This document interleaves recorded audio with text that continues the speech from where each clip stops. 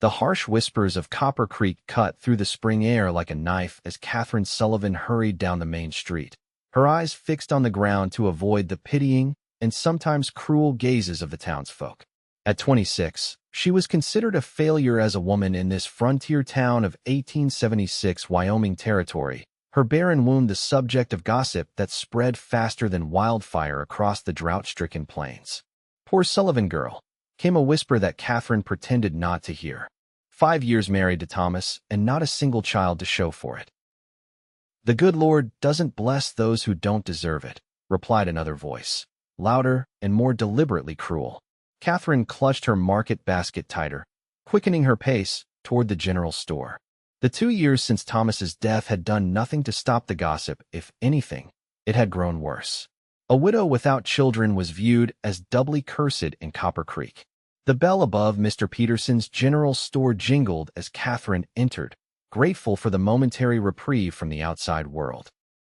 She moved efficiently through the aisles, selecting only what she needed: flour, coffee, a small bit of sugar. Her meager earnings from taking in washing and mending clothes didn't allow for luxuries.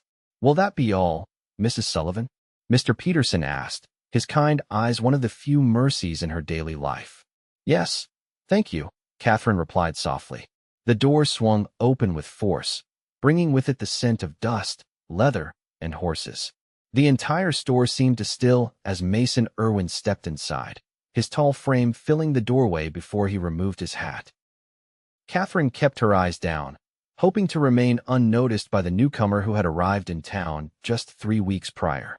Mason had purchased the struggling Triple Cross ranch outside of town, and rumors about him swirled as abundantly as those about Katherine. Some said he'd killed men in Texas. Others claimed he was running from the law. But all agreed on one thing: Mason Irwin was not a man to be trifled with. "Afternoon," his deep voice rumbled as he nodded to Mr. Peterson. "Mr. Irwin," the shopkeeper replied with respectful caution. "What can I help you with today?" "Need some supplies. Making repairs on the north pasture fence," Mason replied, his boots heavy on the wooden floor as he moved further into the store.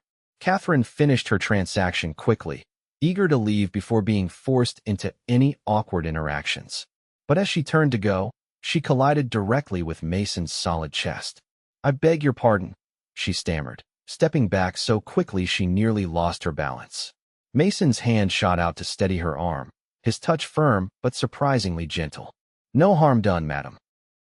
Their eyes met briefly, hers a clear, wary blue, his a deep, steady brown, before Katherine looked away, murmuring another apology as she slipped past him toward the door. "That's Thomas Sullivan's widow," she heard Mr. Peterson explain in a low voice as the door closed behind her. "Katherine, poor thing hasn't had an easy time of it." Outside, Katherine took a deep breath of the spring air, willing her heartbeat to slow. Something about the intensity of Mason Irwin's gaze had unsettled her. Not with fear, but with something she couldn't quite name, something she hadn't felt in a very long time. She had nearly reached the end of the street when a commotion from the saloon caught her attention. Normally, Katherine avoided the establishment and the rough men who frequented it, but the harsh, familiar voice of Bertha Wilson, the town's self-appointed moral guardian, made her pause. "I said it before, and I'll say it again," Bertha was proclaiming loudly to a group of women gathered outside the millinery shop. "The good book says to be fruitful and multiply. When a woman can't fulfill her purpose, it's a judgment from above." Katherine felt her cheeks burn with humiliation as she realized who was the subject of Bertha's sermon. She tried to hurry past unnoticed, but it was too late. "Well, speak of the devil," Bertha called out, her voice carrying down the street.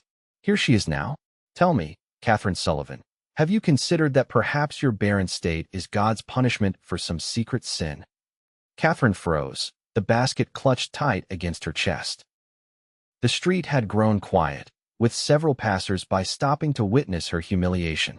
She opened her mouth to respond, but found no words would come. "That's enough." The deep, commanding voice came from behind her. Katherine turned to see Mason Irwin approaching, his expression thunderous as he came to stand beside her. "Mr. Irwin," Bertha said, clearly taken aback by his intervention. "This isn't your concern. I'm merely pointing out." "I said that's enough," Mason repeated, his voice low but carrying an unmistakable warning. Mrs. Sullivan is not alone in this world, and she doesn't deserve your cruelty. Bertha's face flushed with indignation. Well, I never. What interest could you possibly have in defending her? Mason's response came without hesitation, shocking Katherine and everyone within earshot. She's mine. A collective gasp rippled through the onlookers. Katherine stared at him in bewilderment. That's right. Mason continued, his hand coming to rest protectively at the small of Katherine's back. And I won't have my woman spoken of in such a manner. Your woman? Bertha sputtered, her eyes narrowing with suspicion. But she's not. We've been keeping it private. Mason interrupted smoothly. But I'm tired of the way she's treated in this town. So let me make it clear, anyone who has unkind words for Katherine has unkind words for me. And I don't take kindly to that sort of thing.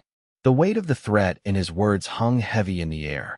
Katherine remained frozen in shock, unable to process what was happening. Now, if you'll excuse us, Mason said, gently guiding Katherine away from the stunned crowd. My lady and I have matters to discuss. Katherine allowed herself to be led down the street, too confused and overwhelmed to resist. Only when they had turned the corner onto a quieter side street did she find her voice. Mr. Irwin, she began, pulling away from his touch. I don't understand what, Mason, he corrected. And I apologize for speaking on your behalf. I couldn't stand by and watch them treat you that way. Katherine studied his face, searching for some hidden motive. Why would you do that? You don't even know me. I know enough, he replied simply. I've seen how they look at you, how they whisper. No one deserves that kind of cruelty. But to claim that I'm that we're. Katherine couldn't even finish the sentence, her cheeks burning at the implication. It seemed the quickest way to shut them up, Mason said with a slight shrug. People are less likely to target someone they perceive as being under another's protection. And now they'll talk about us instead, Katherine pointed out. You've only given them new gossip. A small smile played at the corner of Mason's mouth. Let them talk. I don't much care what people think of me. Well, I do, Katherine replied, though without the heat she intended. There was something disarming about this man's straightforward manner. What happens now? I can't pretend to be involved with a man I barely know. Mason considered this for a moment. Have dinner with me tonight, he said finally. At the hotel restaurant. Just dinner and conversation. Let people see us together, and perhaps they'll be less quick to speak against you in the future. Katherine's instinct was to refuse immediately. She had kept to herself since Thomas's death, finding it easier to avoid people than to endure their judgment. But something in Mason's eyes, a genuine kindness beneath the hard exterior, made her hesitate. Why would you help me this way? She asked softly. Perhaps I have my own reasons for understanding what it's like to be judged unfairly, he replied, his expression revealing nothing more. 7 o'clock? Against her better judgment, Katherine found herself nodding. 7 o'clock. As she watched Mason walk away, Katherine couldn't help but wonder what she had just agreed to and why the prospect of dining with this mysterious stranger made her heart beat faster than it had in years. The hotel restaurant was busier than usual that evening, filled with curious townsfolk who had clearly heard about Mason Irwin's public declaration. Katherine arrived precisely at 7, wearing her best dress, a simple blue calico that brought out the color of her eyes. She had spent far too long fussing with her honey brown hair, eventually deciding to leave it half up, with soft curls framing her face. Mason was waiting for her, looking strangely at ease despite the palpable curiosity from the other diners. He stood when she approached, pulling out her chair with a gallantry that seemed at odds with his rugged appearance. You look lovely, he said simply as she sat. Thank you, Katherine replied, acutely aware of the eyes upon them. I believe we've drawn quite an audience. Mason glanced around, his expression unconcerned. Let them look. Maybe they'll learn something about minding their own business. Despite her nervousness, Katherine found herself smiling. There was something refreshing about his bluntness. Over a meal of roast beef and potatoes, they began the careful dance of getting to know one another. Katherine learned that Mason had indeed come from Texas, where he'd worked cattle for 15 years before saving enough to buy his own land. Why Wyoming? She asked, genuinely curious. It's so far from Texas. Sometimes a man needs a fresh start, he replied, something flickering in his eyes that suggested deeper waters than he was willing to reveal. What about you? Have you always lived in Copper Creek? Katherine shook her head. I came from St. Louis with my husband 6 years ago. Thomas had dreams of starting a mercantile business here where the railroad was expanding. He said we'd make our fortune and build a big house for all the children we would have. She looked down at her plate, old pain resurfacing. Neither dream came to pass. I'm sorry, Mason said, and she could tell he meant it. What happened? The business struggled. Then Thomas took sick with pneumonia 2 winters ago. Katherine's voice grew quieter. As for the children, well, they never came. Not for lack of trying or praying. My body simply wouldn't cooperate. And the good people of Copper Creek decided this was something to hold against you. Mason stated rather than asked, his jaw tightening. People need someone to look down upon, Katherine said with a sad smile. It makes them feel better about their own troubles, I suppose. That doesn't make it right. No, she agreed. But it's the way of things. Their conversation continued, gradually becoming more comfortable as they discovered shared interests: a love of reading, a preference for sunrises over sunsets, a fondness for peppermint candies. By the time they finished their apple pie, Katherine was surprised to find she had genuinely enjoyed herself for the first time in longer than she could remember. Thank you for dinner, she said as Mason walked her to her small house on the edge of town. And earlier today. It was kind of you to intervene, even if your methods were somewhat unorthodox. Mason chuckled, the sound warm in the cool evening air. I've never been known for orthodoxy, I'm afraid. They reached her gate, and Katherine turned to face him, suddenly uncertain. What happens now, Mr. Irwin? Mason, he corrected again, gently. And I suppose that depends on you. On me? Yes. If you'd like, we could continue this arrangement. Be seen together occasionally. Give the gossips something to chew on besides your personal sorrows. Katherine studied him in the silver moonlight. And what would you get out of such an arrangement? The pleasure of your company, he replied with a sincerity that caught her off guard. And perhaps a few home-cooked meals? Bachelor life at the ranch leaves much to be desired in terms of cuisine. A small laugh escaped her. So I'd be providing a social shield and cooking services? When you put it that way, I sound terribly opportunistic, Mason said with a smile. Consider it a mutually beneficial arrangement between friends. If you're willing. Friends. The word warmed something in Katherine that had been cold for too long. I suppose I could manage that, she said. Though I warn you, my cooking skills are decidedly average. I suspect that's still a significant improvement over my own efforts, Mason replied. May I call on you this Sunday, then? Perhaps a picnic by the creek? The suggestion was innocent enough, but Katherine felt a flutter of something that wasn't quite nervousness in her stomach. That would be nice, she heard herself say. Good night. Then, Katherine, Mason said, tipping his hat before turning to leave. Good night. Mason, she replied, testing the familiarity of his first name on her tongue. As she watched his tall figure disappear into the darkness, Katherine wondered what she had gotten herself into and why the prospect filled her with both trepidation and a strange, unexpected hope. Word of Katherine Sullivan's connection to Mason Irwin spread through Copper Creek like a summer wildfire. Some viewed it with suspicion, others with fascination, but most importantly, the crueler whispers about her barrenness diminished in favor of speculation about this unexpected relationship. Their Sunday picnic visible to anyone who happened to ride by the creek added fuel to the rumors, as did their shared meals at the hotel restaurant, their walks through town, and Mason's habit of accompanying Katherine to church each Sunday, sitting beside her in the pew that she had occupied alone for so long.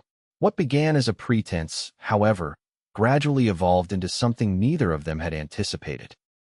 Katherine found herself looking forward to Mason's visits, to their conversations that ranged from serious to silly, to the way his eyes crinkled when he laughed at her dry observations about town life. For his part, Mason discovered in Katherine a depth of resilience and quiet strength that he had rarely encountered. She never complained about the hardships she had endured, yet she faced each day with a dignity that impressed him more than any boastful courage ever could. 6 weeks into their arrangement, Mason arrived at Katherine's door with an unexpected proposition. I need your help, he said without preamble as they sat on her small porch, drinking lemonade in the late May heat. What kind of help? Katherine asked, curious. The ranch house is in desperate need of a woman's touch, he explained. And I've got 3 ranch hands coming from Texas next week. I'd like to make the place more livable before they arrive. Katherine considered this. You want me to help you clean? And advise on furnishings, curtains, that sort of thing, Mason added. I've never had much of an eye for making a place comfortable. I see, Katherine replied, secretly pleased at being asked. When would you like me to come? Tomorrow? I can send the wagon for you in the morning. The next day found Katherine at the Triple Cross Ranch, surveying the bachelor chaos of the main house with a mixture of horror and amusement. Empty tins of beans were stacked haphazardly on a shelf. A single pot appeared to be the only cooking implement, and the sparse furniture was arranged with no thought to comfort or convenience. Well, she said, hands on her hips as she turned to Mason, we certainly have our work cut out for us. Mason had the good grace to look sheepish. I did warn you. They spent the day working side by side, washing windows, scrubbing floors, rearranging furniture, and making lists of items needed from town. Katherine found herself enjoying the physical labor, the sense of purpose, and especially the easy companionship that had developed between them. You never mentioned why you named it the Triple Cross, Katherine said as they took a break on the front porch, drinking cool water from the well. Mason's expression grew thoughtful. My father, my brother, and I all had the same dream of owning a ranch together someday. The 3 crosses were for the 3 of us. He looked out at the rolling hills of his property. They didn't live to see it happen, but I figured I'd honor the dream anyway. I'm sorry, Katherine said softly, understanding the weight of lost dreams all too well. Mason turned to her, his eyes holding hers. We've all got our sorrows, Katherine. The trick is learning to live with them without letting them define us. The moment stretched between them, filled with unspoken understanding. Then Mason stood, breaking the tension. Come on, I want to show you something. He led her to the back of the house, where a small garden plot lay untended, choked with weeds, but showing signs of previous care. The former owner's wife had started this before they had to sell, Mason explained. I thought maybe you might like to bring it back to life. If you wanted to come out here sometimes, that is. Katherine knelt by the garden, running her fingers through the soil. Despite the neglect, it was rich and dark.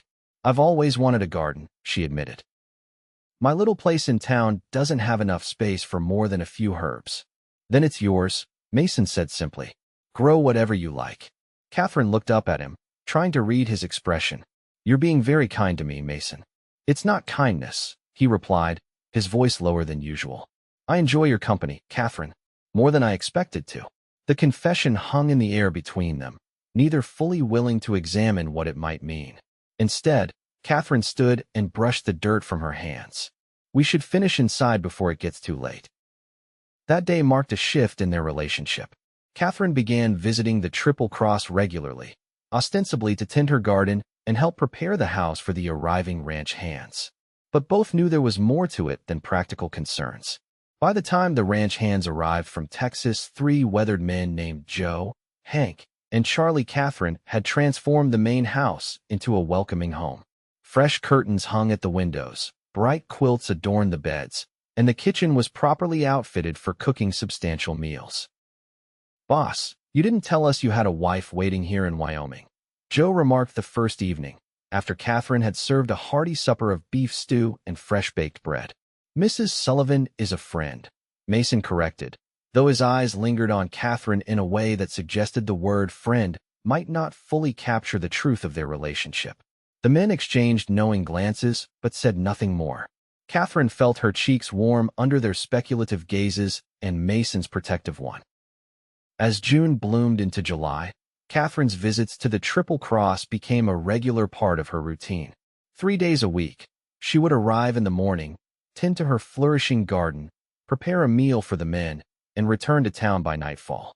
The arrangement raised eyebrows in Copper Creek, but the presence of the ranch hands as chaperones kept the worst of the gossip at bay. More importantly, Katherine found herself happier than she had been in years. Her garden provided not just fresh vegetables, but a sense of creation and nurturing that filled a void in her heart. The ranch hands treated her with respect and appreciation, clearly valuing her contributions to their comfort. And Mason was becoming something she dared not name, even to herself. On a particularly hot afternoon in late July, Katherine was working in her garden when she felt rather than saw Mason approach. She sat back on her heels, wiping sweat from her brow with the back of her hand. "You should come inside and rest," he said, concern evident in his voice. "It's too hot out here today." "I'm nearly finished," Katherine replied, gesturing to the basket of tomatoes, beans, and squash she had harvested. "The vegetables won't wait for cooler weather." Mason crouched beside her, examining the bounty. "You've worked magic here," he said, genuine admiration in his voice. "I wouldn't have believed this possible 2 months ago. Sometimes all it takes is a little care and attention," Katherine said, smiling at the flourishing plants. "Things can recover from neglect if given the chance." "Is that true of people too?" Mason asked quietly. Katherine looked up, finding his gaze more intense than usual. "I believe so," she replied carefully. "With the right care." Mason reached out, his thumb gently brushing a smudge of dirt from her cheek. The simple touch sent a current through Katherine that had nothing to do with the summer heat. "Katherine," he began, his voice rough with emotion.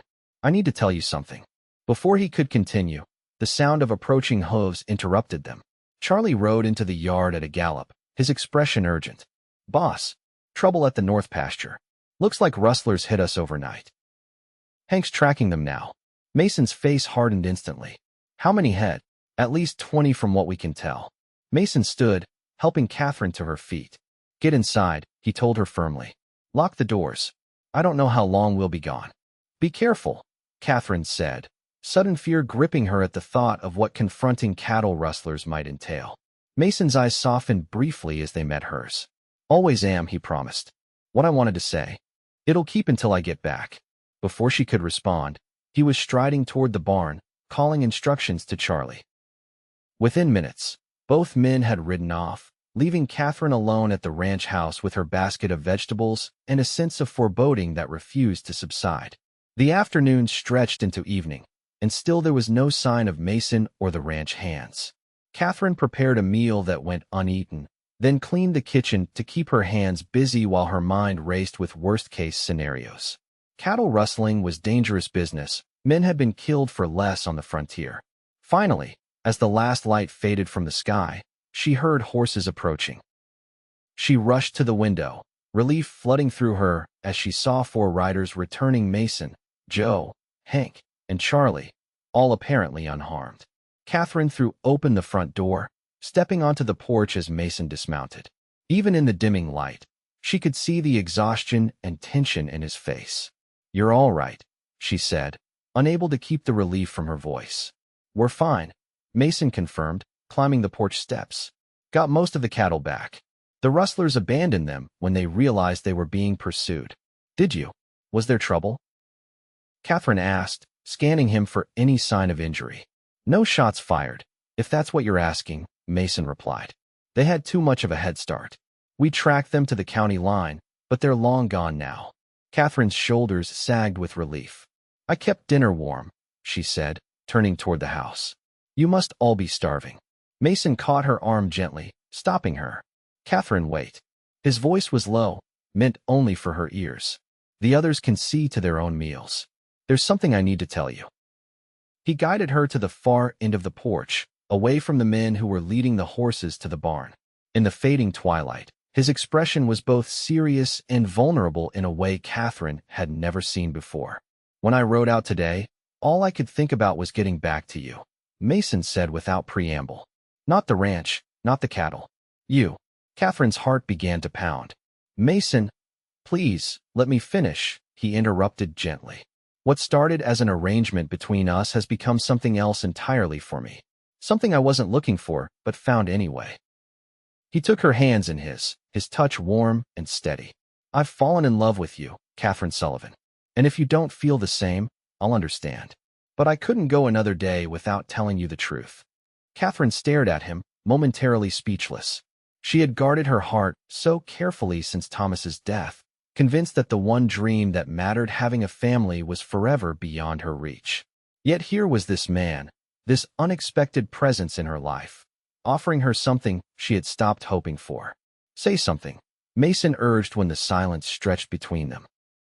"Even if it's to tell me I've misread everything." "You haven't," Katherine whispered, finding her voice at last.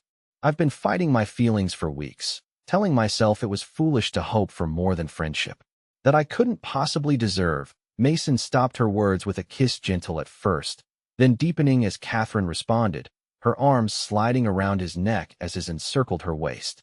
When they finally broke apart, both were breathing unevenly. "You deserve everything," Mason said fiercely. "Everything good in this world and more." Katherine rested her forehead against his chest, overwhelmed by the intensity of her feelings. "I'm afraid," she admitted softly. "Of what?" "Of believing in happiness again. Of wanting things I can't have." Mason tilted her chin up, forcing her to meet his gaze. "What things?" "You know what they say about me in town," Katherine said, the old pain resurfacing. "I can't have children, Mason. If you're looking for a woman to bear your sons and daughters, I'm looking for you." Mason interrupted firmly. "Only you. Children or no children. Katherine, you're the woman I want to spend my life with. The rest is in God's hands, not ours." Tears filled Katherine's eyes at his words. "Do you really mean that?" "With all my heart," Mason replied, his thumbs gently wiping away the tears that had begun to fall. "Marry me, Katherine. Be my wife, my partner, the heart of this home we've been building together." "Yes," Katherine whispered, her heart too full for more elaborate words. "Yes, I'll marry you." Mason's smile was radiant as he kissed her again, sealing their promise under the first stars of the evening. Neither noticed the three ranch hands watching from the barn, exchanging satisfied nods at the scene unfolding on the porch. "About time," Joe muttered to the others. "Boss has been mooning over her for months." $5 says they're married before August is out, Hank replied with a grin. Charlie shook his head. "No bet. Some things are just meant to be." Katherine and Mason were married 2 weeks later in the small church of Copper Creek, with the entire town in attendance. Some came out of genuine goodwill, others out of curiosity, but all witnessed the unmistakable love between the couple as they exchanged their vows. Even Bertha Wilson, who had been Katherine's most vocal critic, found herself moved by the obvious devotion between the bride and groom. "Well," she admitted reluctantly to her husband afterward, "perhaps I was too harsh in my judgment. They do seem well suited." Life at the Triple Cross settled into a rhythm as summer gave way to fall. Katherine's garden yielded a bountiful harvest, much of which she preserved for the winter months ahead. The ranch prospered under Mason's careful management, with the help of the loyal hands who had become like family. Most importantly, Katherine and Mason's love deepened with each passing day. They discovered in each other not just passion but partnership, sharing the work and dreams that made the ranch both livelihood and home.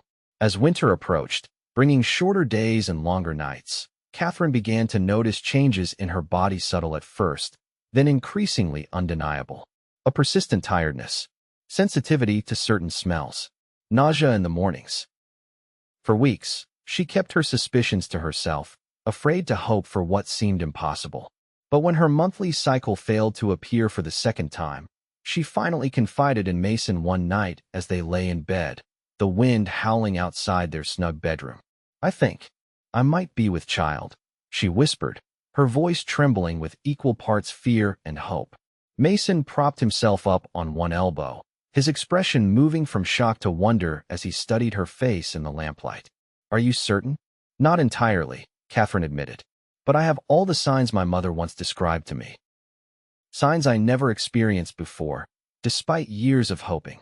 Mason's hand moved to rest gently on her stomach, still flat beneath her nightgown. "Our child," he whispered, awe in his voice.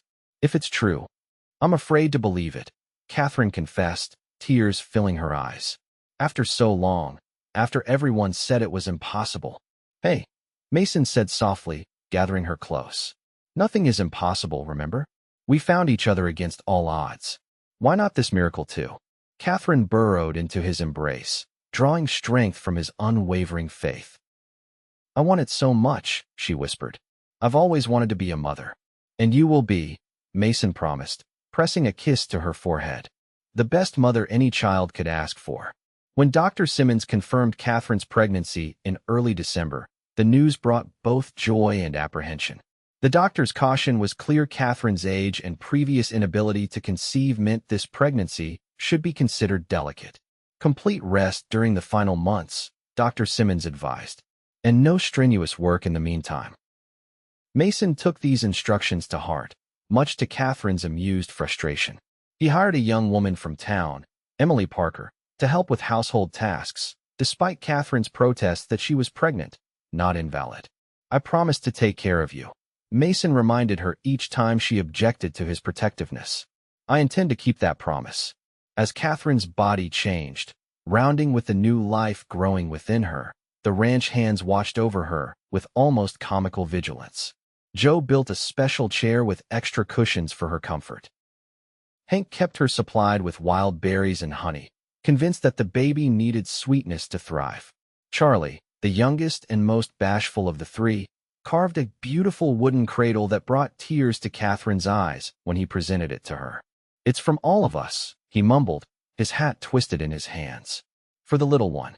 Winter gave way to spring, and Katherine's pregnancy progressed without complications, each month bringing them closer to the miracle they had scarcely dared to hope for.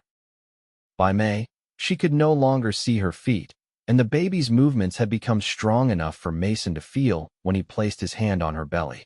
"Active little thing, isn't it?"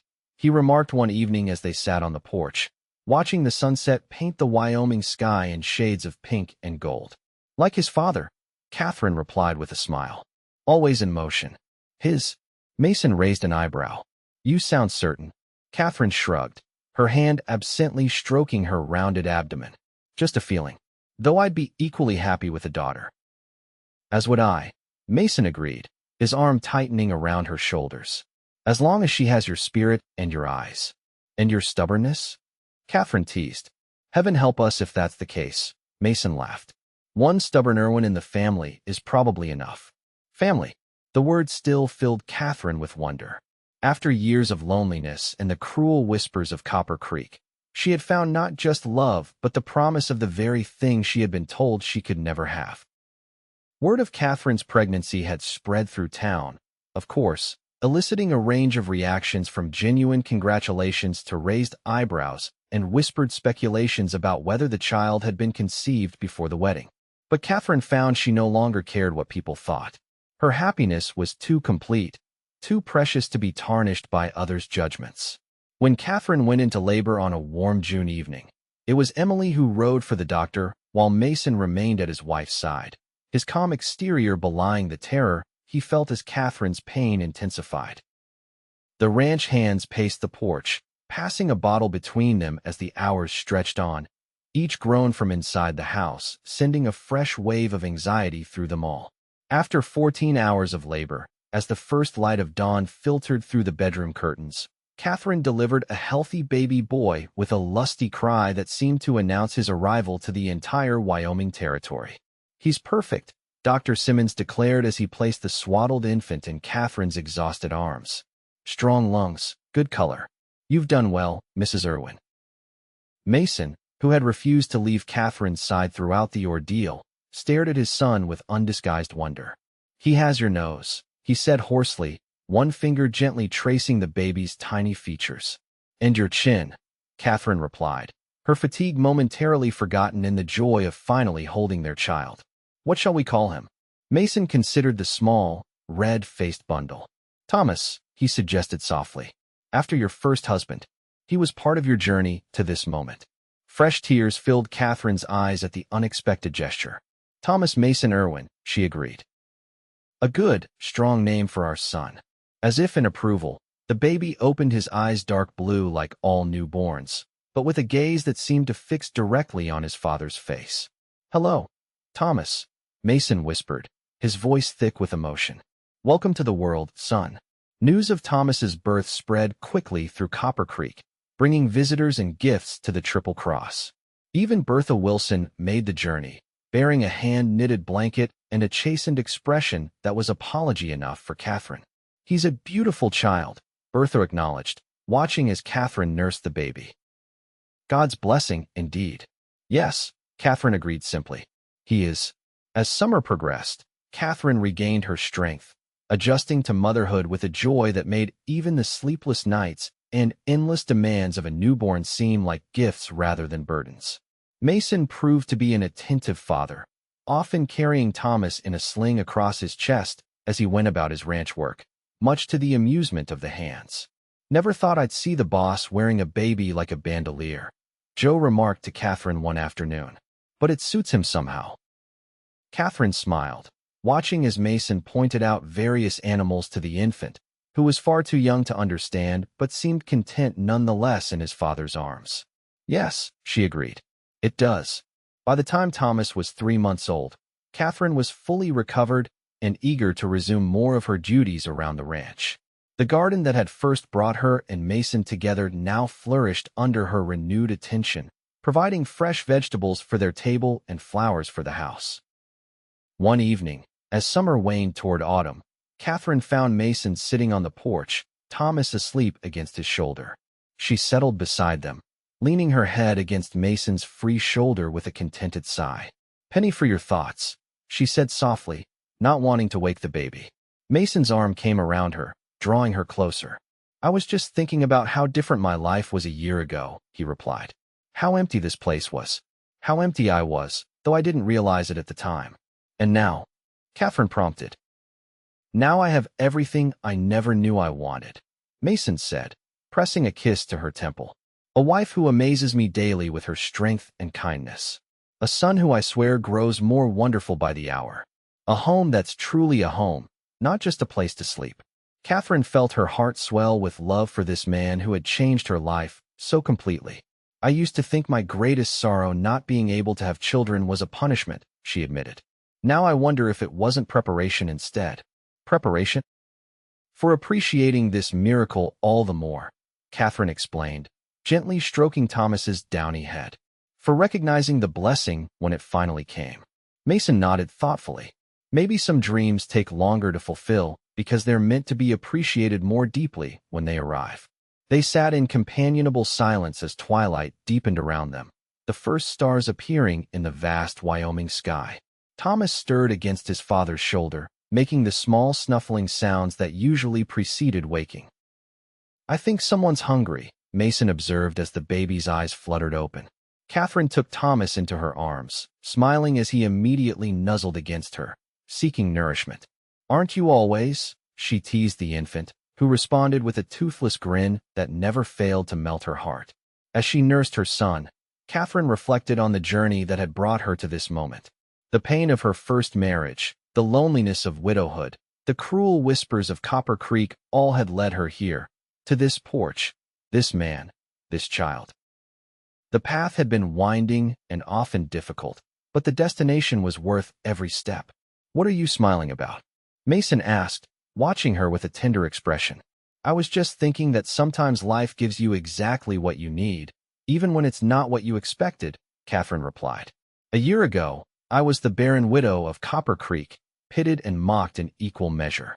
Now I'm Mrs. Mason Irwin, mother of Thomas, mistress of the Triple Cross. And beloved wife," Mason added, his hand finding hers.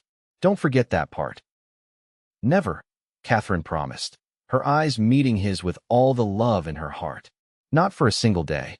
As the stars continued to emerge above them, the small family remained on the porch, wrapped in the contentment of dreams fulfilled and the promise of many more years together. In the distance, a coyote called to its mate, the sound carrying across the vast Wyoming plains wild and free, like the love that had brought Katherine and Mason together against all odds. Thomas grew from infant to toddler, bringing new joy and challenges to the Triple Cross. His first steps were taken in the garden Katherine had nurtured from wilderness, his first words a jumble that sounded suspiciously like horse and cow rather than mama or papa, much to Mason's delight and Katherine's mock indignation. "He's going to be a rancher through and through," Mason declared proudly when Thomas, at 18 months, showed more interest in the barn than his toys. "As long as he learns his letters too," Katherine insisted. "I won't have our son unable to read and cipher just because he prefers horses to books." Life fell into a rhythm of seasons and growth, both for the ranch and for their family. The Triple Cross prospered under Mason's management, expanding to include more cattle and better grazing land. Katherine's garden became renowned throughout the county, with people coming from as far as Cheyenne to purchase her preserved vegetables and fruits. When Thomas was 2 years old, Katherine discovered she was expecting again a revelation that brought both joy and trepidation given her history. But this pregnancy proved even smoother than the first, and in the spring of 1880, Sarah Elizabeth Irwin joined the family, a blue-eyed, fair-haired beauty who had her father wrapped around her tiny finger from the moment she drew her first breath. "She looks just like you," Mason whispered to Katherine as they gazed at their daughter, Thomas peering curiously at his new sister from his perch on the bed beside his mother. "Poor child," Katherine teased, though she was secretly pleased by the comparison. "Lucky child," Mason corrected, kissing Katherine's forehead. "To have your beauty and, God willing, your spirit." The ranch hands, now firmly established as extended family, were equally smitten with the newest Irwin.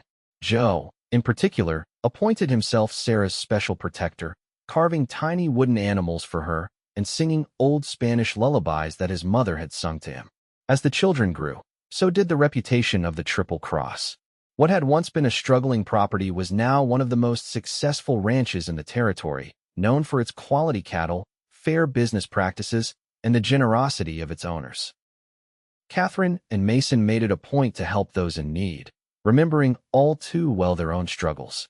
They provided work for those down on their luck, shelter for travelers caught in Wyoming's fierce storms, and food for families facing hard times. The Irwins' table was always open to those who needed a meal and a kind word. Copper Creek, too, had changed over the years. The railroad had brought growth and prosperity, transforming the small frontier town into a bustling community.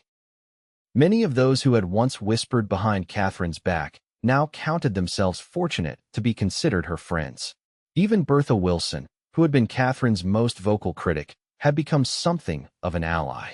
After Bertha's husband died unexpectedly, leaving her in difficult financial circumstances, it was Katherine who offered her a position helping with the children and household management at the Triple Cross. "I don't deserve your kindness," Bertha had admitted on her first day at the ranch. "Not after the things I said to you." "We've all said and done things we regret," Katherine replied simply. "What matters is how we choose to live now." By the time Thomas was 7 and Sarah 5, the Triple Cross had become not just a ranch, but a gathering place, a center of community for miles around. The annual summer picnic hosted by the Irwins drew people from throughout the county, with games for the children, music and dancing for the adults, and food enough to feed a small army. It was during one such gathering, as Katherine watched her husband teaching their son to throw horseshoes, while Sarah braided wildflowers into crowns for her dolls, that she felt a wave of gratitude so intense it brought tears to her eyes. Joe, now silver-haired but still as strong as an oak, noticed her emotion as he passed with a tray of lemonade. "You all right, Mrs. Irwin?" he asked with the familiar concern that had become second nature to those who loved her. "More than all right," Katherine assured him, wiping away a stray tear. "Just counting my blessings." Joe followed her gaze to where Mason was now lifting Thomas onto his shoulders, both of them laughing as the boy tried to maintain his balance. "You've got plenty to count," he observed with a smile. "Yes," Katherine agreed softly. "More than I ever dreamed possible." Later that night, after the guests had departed and the children were tucked into bed, Katherine and Mason sat on the porch swing that had become their favorite spot for quiet evening conversations.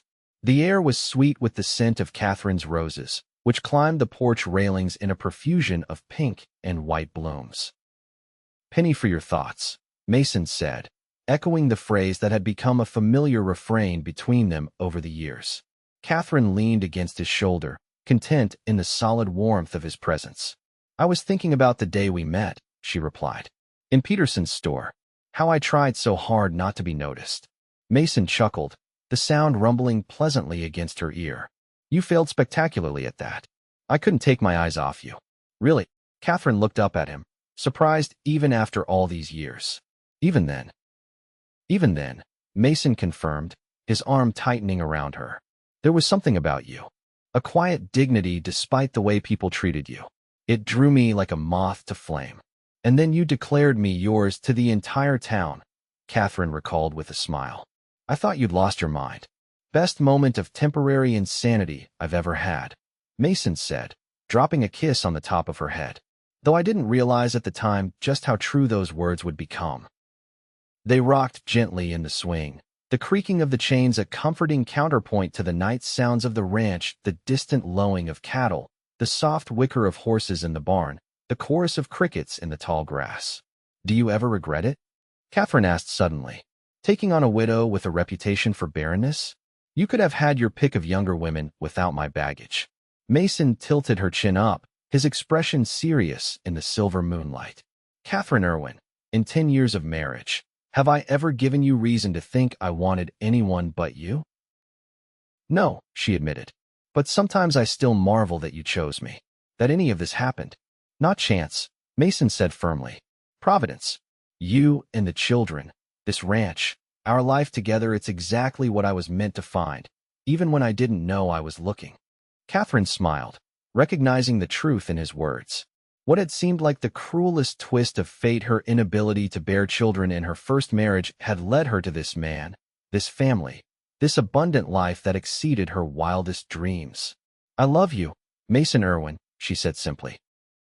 "More today than yesterday, and less than tomorrow. And I love you," he replied, his kiss gentle yet filled with the passion that had only deepened with the passing years. "My Katherine, my heart, mine." The word echoed between them, recalling that long-ago day when a bold declaration from a stranger had changed the course of both their lives. What had begun as a shield against cruelty had blossomed into the deepest truth either of them had ever known. As summer stars wheeled overhead and their children slept peacefully within the home they had built together, Katherine and Mason remained on the porch, wrapped in the contentment of dreams fulfilled and the promise of many more years to come.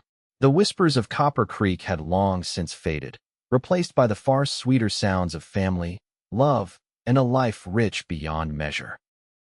For Katherine Sullivan Irwin, once mocked as barren, now carried the most precious treasures of all: the love of a good man, the joy of their children, and the knowledge that sometimes life's greatest blessings arrive in ways we never expected, at the very moment we need them most. As the years continued to pass at the Triple Cross, the Irwin family story became something of a legend in Wyoming territory, a tale of love overcoming judgment, of faith rewarded, a family created through both blood and choice. Katherine and Mason welcomed 2 more children, twin boys, Joseph and Henry, born when Thomas was 9 and Sarah 7. For children, Katherine marveled as she nursed the twins while Mason rocked Sarah on his knee and Thomas read aloud from one of his schoolbooks. From barren to blessed 4 times over.